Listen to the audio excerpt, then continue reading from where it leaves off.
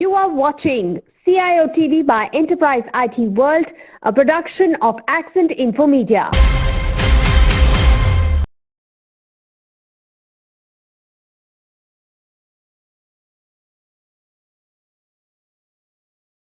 Hello and welcome to CIOTV.live, a sister concern video publication of Enterprise IT World and MEA. We have been speaking to CIOs from various industry verticals to understand their tech strategies and best practices. Today we have Mr.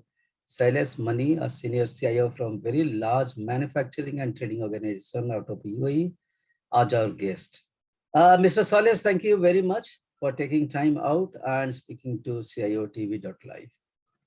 Hi Sanjay, thanks for your welcome speech and wish you all the best for the channel as well. Thanks, Shailesh. Before I proceed, ask you some questions. Allow me to say a few words about you.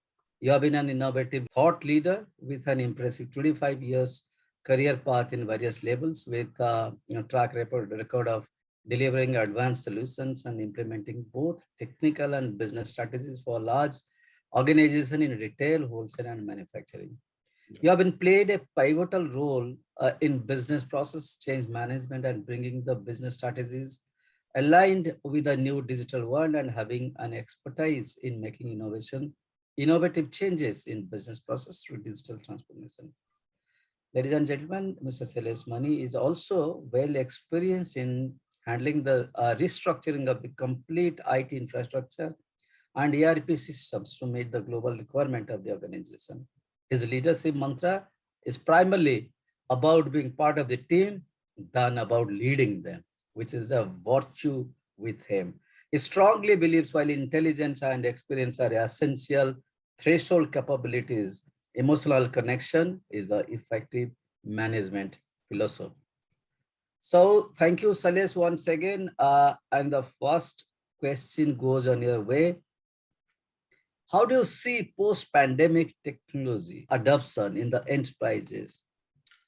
See, as all of us know, the pandemic has taken what we can say, a 360-degree thought process on technology adoption in all the companies, from smaller organization to the billionaire organizations. Everybody has rethink on the adoption of technology methods, especially in IoT-enabled solutions, digital transformation, and the automation of the solutions and all. So the one example I can tell you, my previous organization was quite afraid of adopting technology for a remote working. Mm-hmm. So we have many discussions internally to move to the remote work session, but the management was a little bit reluctant, even though we were operating around globally 33 countries that time. Still, they were a little bit reluctant. But when the pandemic came, they were forced to adopt the technology of remote learning, or a method of, not even a technology, a method of remote learning, and it turned out to be a big success. So it given a very good confidence to that organization to adopt that method.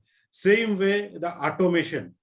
So earlier, the thought process of a management is that everybody has to have a manual intervention to have a proper checking, and maker, checker, all these things are required to execute any process or confirm any process to avoid the errors.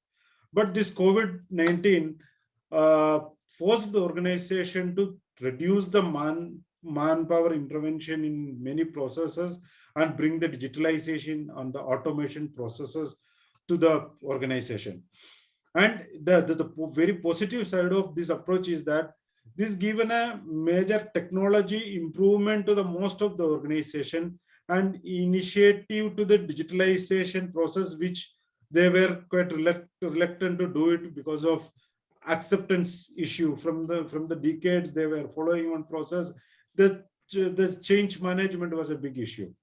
So, but the COVID-19 forced them to change it to a digital technology, and as of now, that technology process which they changed still they are continuing and their mindset has been changed. They are moving into a more technological adoption. And it is not only the story of one organization, many organizations have done this. So I will say this COVID-19 pandemic was a good thing for the digital era to make more involvement in the organization process. I understand that, but when everything is given, everything is fallen upon the IT leaders or the CIOs, it opens up a Pandora's box of challenges. Correct. From the management side, how much of money to be done, the management's agenda also, what to achieve. Correct. And the CIOs or IT head became victim of the demands from the management. So what was the real challenge for the CISO at that point of time? Still, you are also dealing with various challenges. It is purely dependent on the organization to organizations. Okay. It starts from the top level. What is the organization's vision and how far they want to take the organization into in the new technology era. See, I have managed with the 2-3 organizations. One organization was telling, okay, Shailesh, we are in this stage now. Okay, we want to take the digital. When I have digitalization to this stage, we are not that much big. We are that is meant for a big organizations. So let us go to that level. Let us limit to this level. That is also a challenge for us because the organization was putting a limitation to the digital or a technology adoption, which is creating a big challenge to the CIOs to find out the resources and the availability of the support for that technology in the market. That is a one big challenge which many IT heads were finding it out. As you said, this is mainly because of money expenditure on the technology aspects. And in another challenge was if you cross that first level of management approval, okay, management says, okay, let us go ahead with the technology. Whatever we had done till now, let us move it with digitalization or a digital transformation or something. Then the major issue came was the change management. One organization was telling, Shailesh, we are working this organization from 20 years and we were doing this without any issue and we grown the organization from this level to that level. And now you are coming in and you are telling us to change the process. You are trying to teach the business to us. So this was the question came from one of the senior management team to me when we took the digital transformation in an organization. So this is another bigger challenge of change management. The third challenge came when this senior management team was getting reluctant. What will happen is that they will go back to the management and say, oh, this guy is doing like this may bring this issue, this may bring that issue. That another challenge which I faced is that the convincing the management. Okay, I am proposing this digital transformation. How I will mitigate the concerns of our senior management who is working from last 20 years or 30 years in this organization and following the process. What are the challenges they are proposing and how will I mitigate? That is another convincing to the management side. Okay, so all this management side is done. Now comes to the finance. When the money investment part comes, all the CFOs having only one question. Okay, we are agreed, it is good, fantastic, everything is done. If I am spending this much money, what is the ROI I am going to get?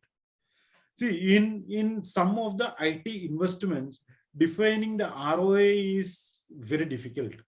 Because, for example, if in an organization, they are running one large ERP solution, the vendor of that ERP solution says, we are stopping you the support by 2020.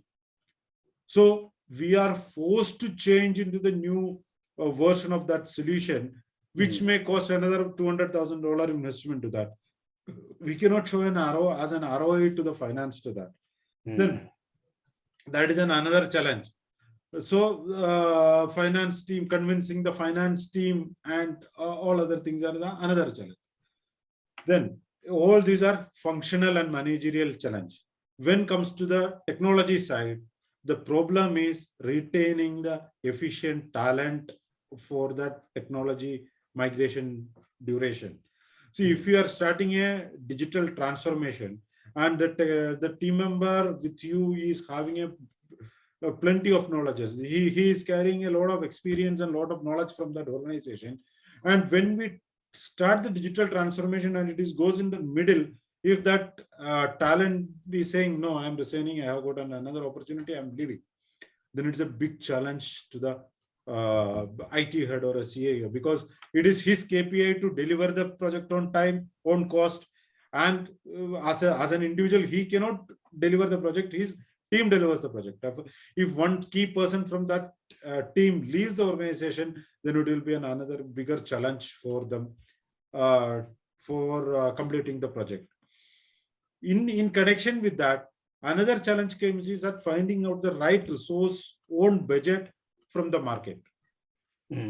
So if you see the present trends in India, one particular ERP solutions consultants, day by day their salary is increasing because that much demand in the market. I'm not going to specify that particular ERP, but today many of our support partners are telling, today if we are employing a consultant with a $12 lakh Indian rupees salary, and in a month's time or 2 months time he is coming in with another offer of 18 lakhs and showing us we are leaving. So the competitiveness to get the competitive people from the market is another issue, specifically within the budget. And not the least and the most important thing is that data security. See, while implementing the digital transformation and everything, you will be involving many partners into your environment. They will have an access to your data for the various things, analytics or ERP migration or whatever the activity is there, they will have access to your data. So another bigger challenge is the data security during the digital transformation. So for me, these are the many challenges I can say facing by a CIO or IT head during this digital transformation process. You gave an example of India's talent pool. Indian organization also face the challenge having the talent pool. Yeah. In UAE, the remuneration is not a challenge. So cost to the employee is so attractive or lucrative that you can retain the person. But still you are saying that you are facing that kind of challenge. Sanjay, that was the old story. As you are aware, here major workforce is from India. Absolutely. Okay, so for a consultant, if we are paying here some amount of, for example, 20 lakhs or 18 lakhs, he in Indian rupees who is earning from here, that person is getting an offer of 25, 26, 30 lakhs from India. Even after deducting the tax, that is a beneficial for him. So he is moving back to India now. The problem is in UAE, there is a commitment of visa. If you are joining an organization, 3-year visa is there. But if you are getting a more salary and you are getting a freedom. Today I'm joining an organization. If I doesn't like it, I can shift to another organization. So the concept of the new generation is quite changing. In our generation or earlier to our generation was that, okay, if we have a decent salary, decent company, good working atmosphere, let us stick to that. But today the generation has been changed. Invention has always been one thing that came naturally to man.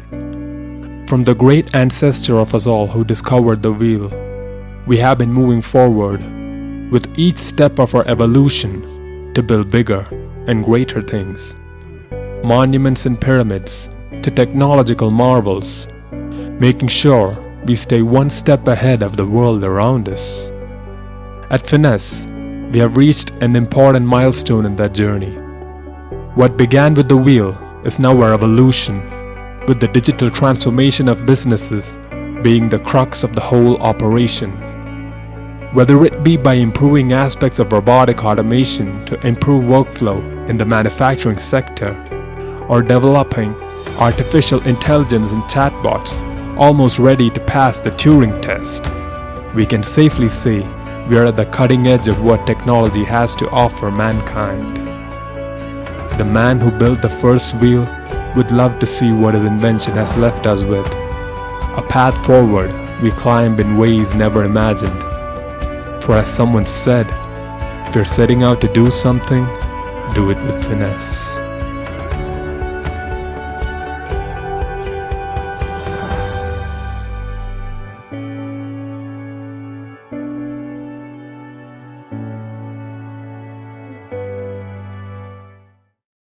At the beginning, you also said about the automation.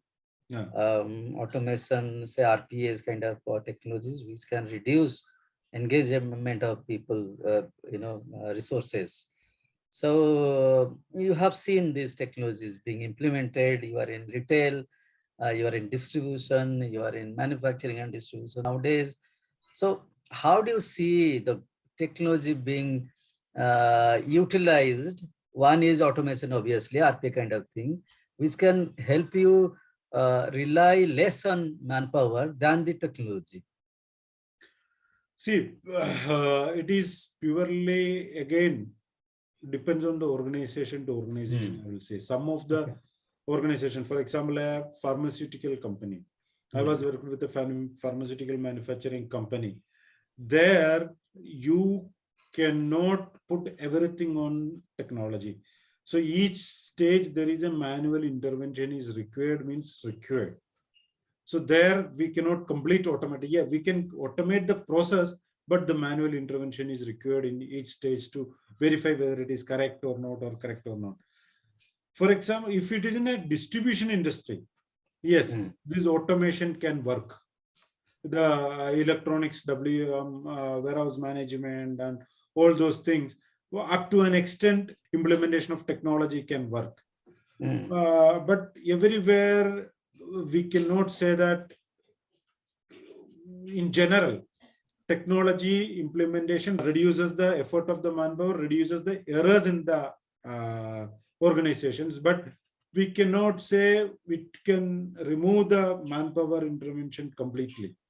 So it is dependent on the organization to organization. From 40% to 80%, we can reduce the manpower intervention. So having said this, in manufacturing industry, in the same pharmaceutical manufacturing industry, we have implemented an automation in their quality department. Okay, so that helped us to reduce around 3-member work in the quality department through the automation.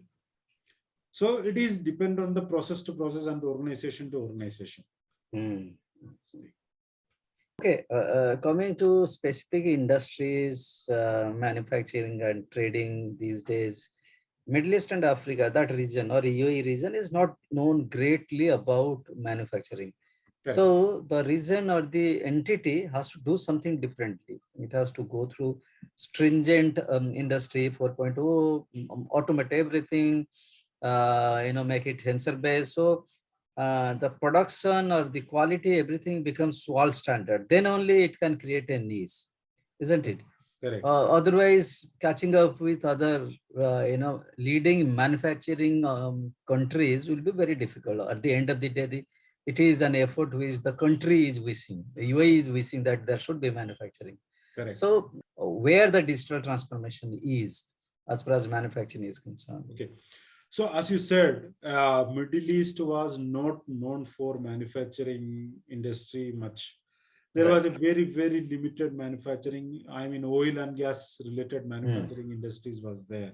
So now from 2018 onwards, the thought process of the leaders has been changed. They were encouraging more manufacturing units into this area. So the biggest positive thing what was happened is that the time they took the decision to bring more manufacturing industries to this region, that time was the digital transformation has been also introduced. So if you see here, most of the companies which is getting established here. See, from India, many manufacturing companies are coming here. And now the medicine manufacturing is start. Earlier there was only three to four, if I'm not wrong, medicine manufacturing industries was here in UAE. Now it is growing exponentially. All the Indian companies are coming and making their plant here. So what I can see is that most of the manufacturing plant is getting automated from the inception itself, with a robotic arm and sensoring. All those things are happening into from the inception of that organization. So digital transformation is already from their starting stage itself. And whatever the industry which was there earlier, they were also forced to do the digital transformation, because this requirement of integration, if we are doing with a new one company outside, that company may be digitalized completely. That company will insist this company that if you want to supply your goods, please integrate with our system and place the order online to us from your system. Then we can place the goods to you, and the invoice placing and all can be done through the interaction or integration. That type of requirement also coming from different organizations. So eventually all these old organizations are forced to convert to the digital transformation, and here government is also encouraging the organization to go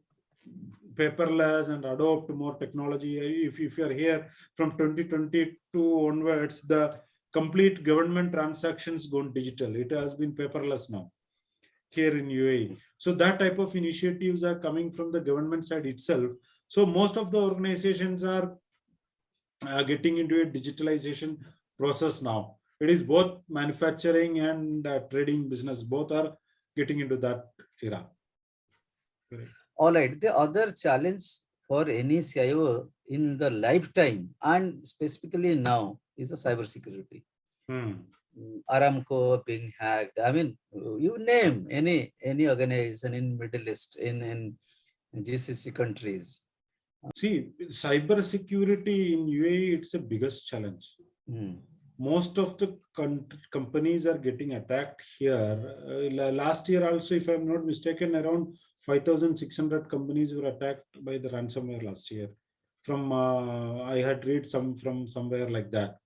So the cyber attacks, as compared to the industry and the attacks which is happening in this region, is also very, very high.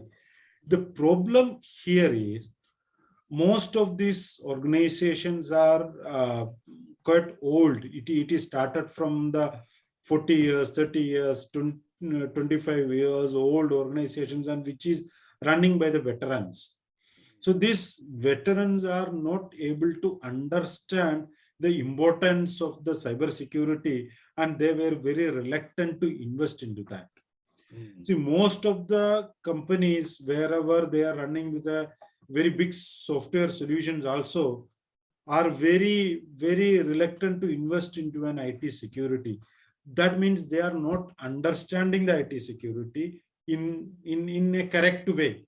The other thing is that the misconceptions on the IT security. See, many of these organizations, top level people are not IT savvy. They are IT savvy, but not technically what we can say qualified to understand the IT security.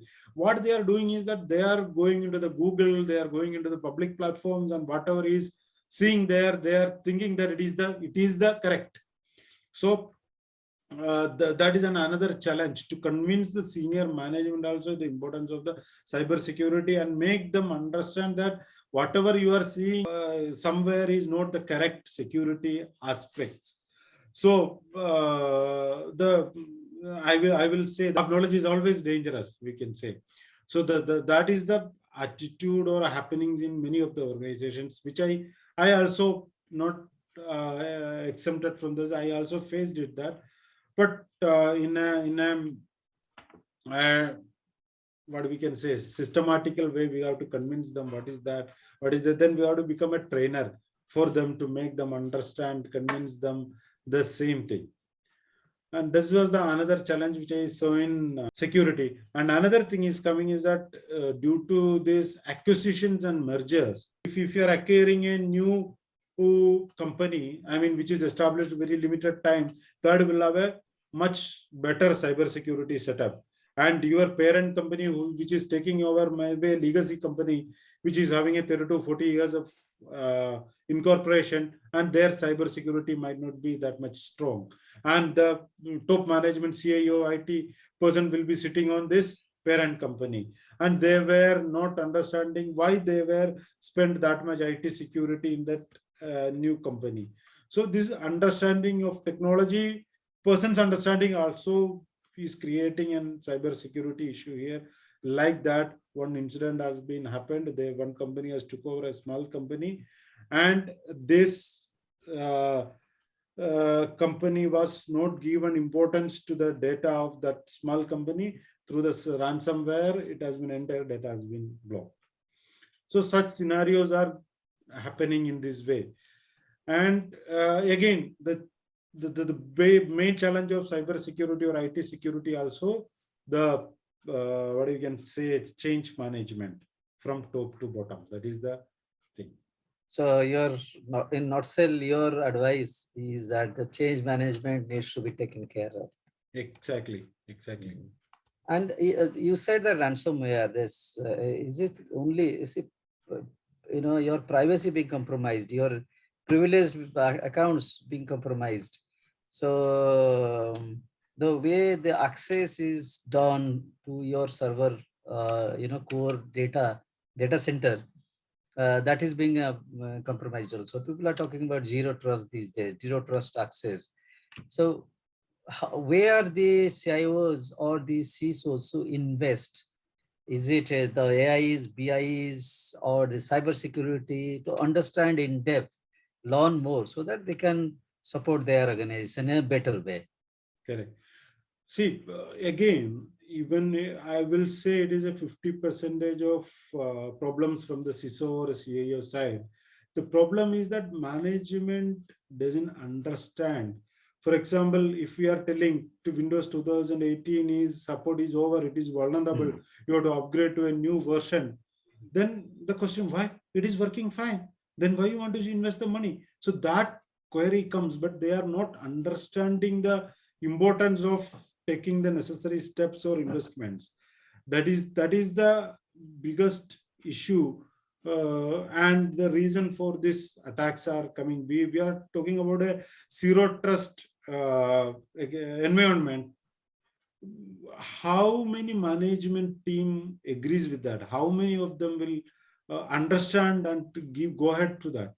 Most of them will not agree with that. Oh, no, nothing like that. Like that, we cannot work out. Everything is we have a trusted people who is working from last years. This thing that it is a big lecture will come to us, and we will get demoralized by them.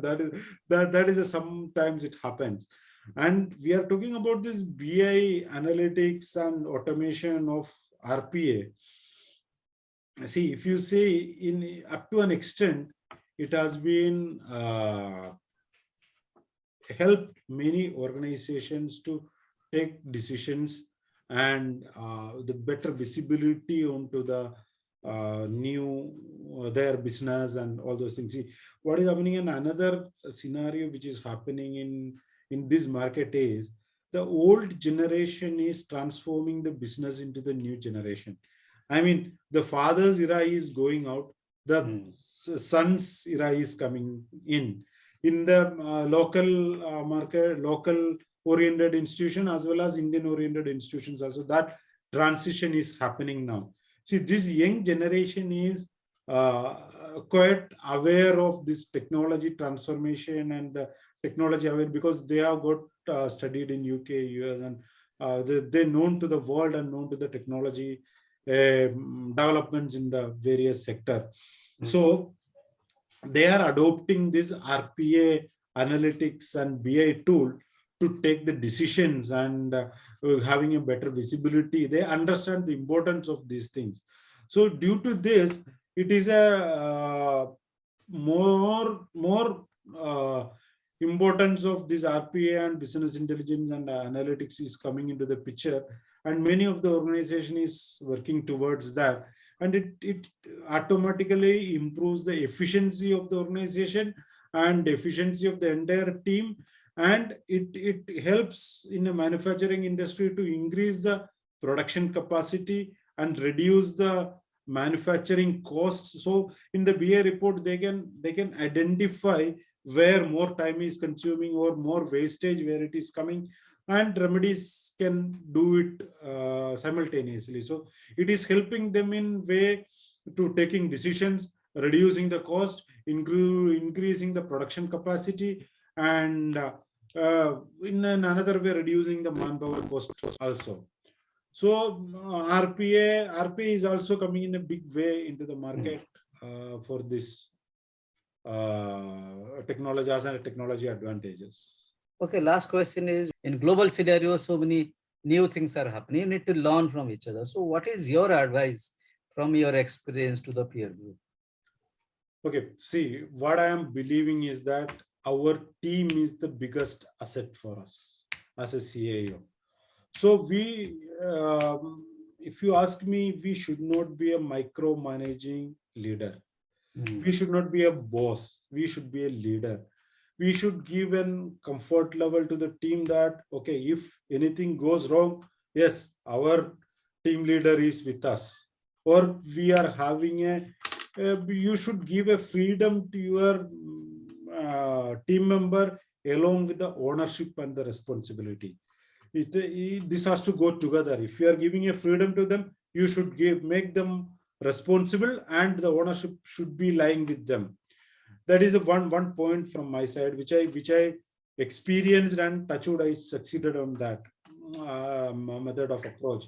And another thing is that you should ensure that you are communicating properly to the team member what the strategy from the management you got, or why you are implementing this, or why you are doing this. If your communication is proper, then what will happen is that your team member also will think on that way. And if you are missed out something, your team member can tell you that, oh sir, this you missed while doing that. So that is the benefit of explaining or having the proper communication with your team.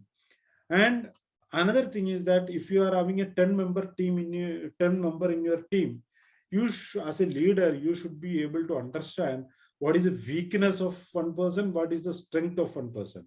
Some persons might be strength in IT security, but he may be very weak in software managing or implementation or something else. But same way, one person is very much experienced in the ERP or functionally, then that person may not be strength in infrastructure.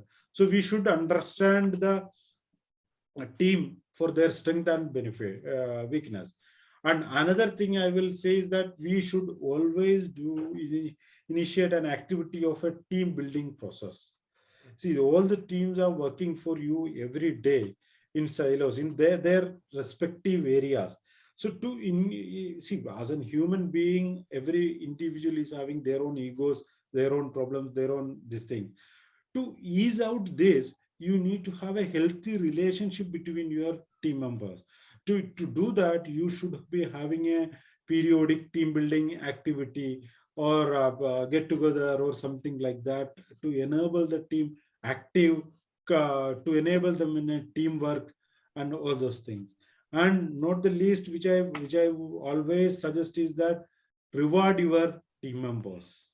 So if one project is completed, reward the person who has become a star, or who is the star performer of that project.